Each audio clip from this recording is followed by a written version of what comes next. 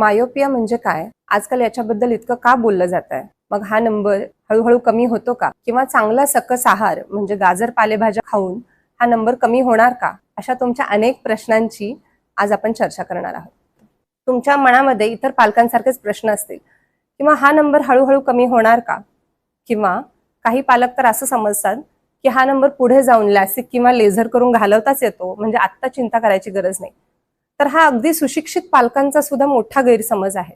जर लहान मुलाला चष्म्याचा नंबर असेल तर वयाच्या 18व्या वर्षापर्यंत चष्मा हा घातलाच पाहिजे आणि त्याच्यानंतर हवं तर तुम्ही लॅसिक आणि लेझर करू शकता. परंतु लहानपणी मात्र चष्मा घालणं अत्यंत गरजेचं आहे.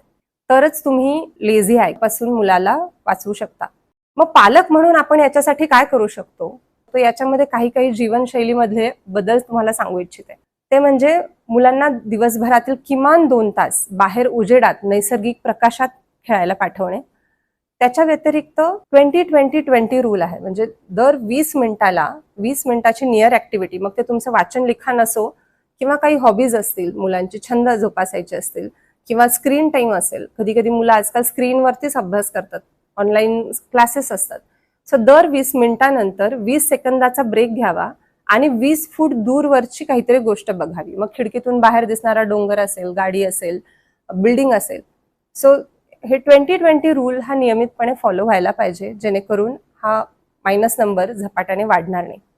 याच्या व्यतिरिक्त आपल्याकडे नंबर वेगाने वाढू नये म्हणून ड्रॉप्स असतात जे डोळ्यामध्ये रोज घालायचे असतात. याच्यासाठी स्पेशल बनवलेले चष्मे सुद्धा असतात आणि कॉन्टॅक्ट लेन्सेस सुद्धा असतात. तुमच्या ह्या आणि अशा अनेक शंकांचं निरसन करण्यासाठी एच.व्ही. देसाई आय हॉस्पिटल येथे लहान मुलांसाठी अद्ययावत नेत्रचिकित्सा केंद्र कार्यरत आहे. तर आपल्या पाल्यासह इथे जरूर भेट द्या.